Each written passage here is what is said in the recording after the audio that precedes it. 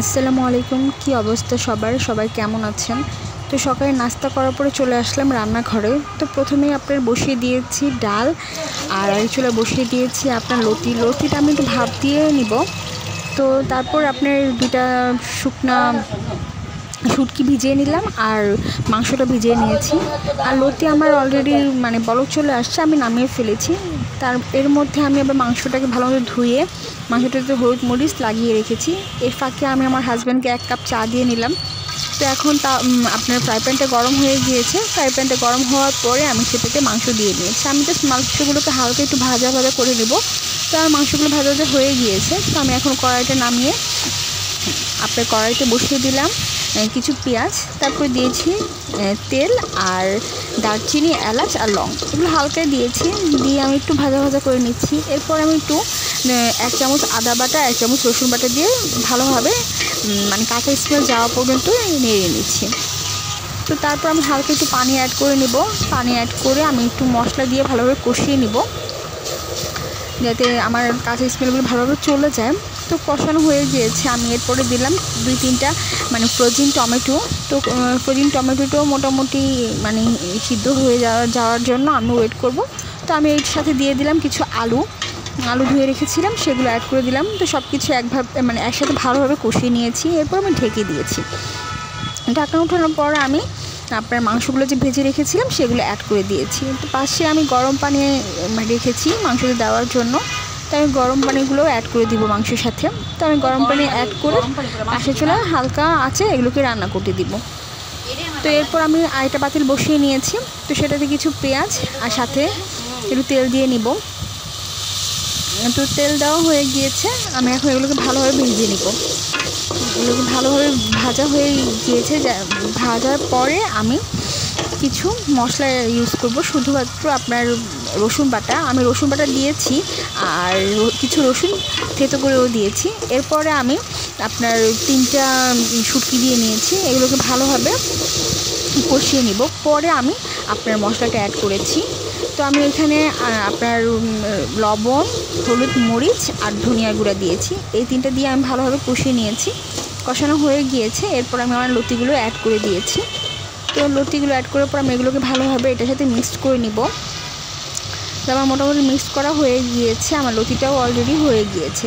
তো আমার মাংসটাও মোটামুটি হয়ে গিয়েছে। মাংসের কালারটা মাশাআল্লাহ অনেক সুন্দর আসছে। আমার 2টা তরকারিই হয়ে গিয়েছে।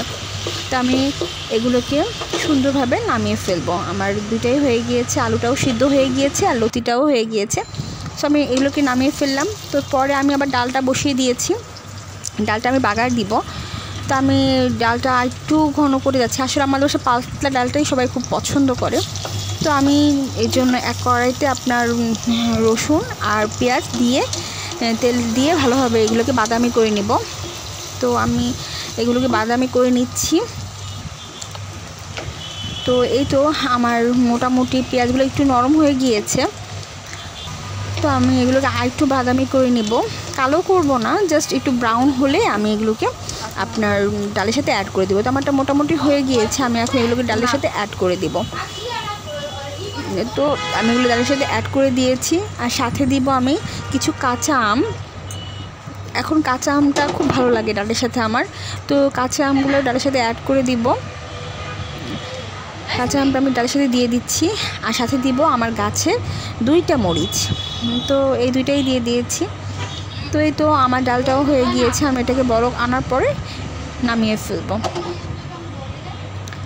তো এই তো আমার ডালও মোটামুটি প্রায় হয়ে গিয়েছে। আমি জাস্ট বলকের জন্য ওয়েট করছি। এটা বলক হলে আমি ডালটা নামিয়ে ফেলবো। তো আলহামদুলিল্লাহ আমার ডালটাও বলক হয়ে গিয়েছে। তো আমি ডালটাকে এখন নামিয়ে ফেলবো। তো এই তো ডালটাকে আমি এখন নামিয়ে চুলাইতে বসিয়ে দিব একটা কড়াই। এটা আমি কড়াইতে সামান্য সরিষার তেল দিয়েছি।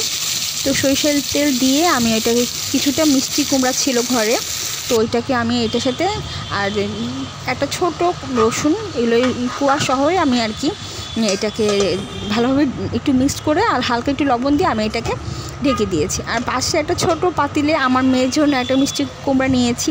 জানি না সে খাবে কি না, তাকে নিয়ে আমার অনেক যুদ্ধ, সে কিছুই খেতে চায় না। তো এই তো আমার মিষ্টি কুমড়াগুলোকে ভালোভাবে মানে সিদ্ধ করে নিয়েছি। তো আমি মিষ্টি কুমড়ার মানে ভর্তা করব, সেজন্য আমি রসুন, শুকনা মরিচ আর ধনিয়া পাতাগুলো ভালোভাবে কেটে নিয়েছি। তো আমি আরেকটু সামান্য তেল দিয়ে আপনার কিছু শুকনা মরিচ ভেজে নিয়েছি ভর্তার জন্য।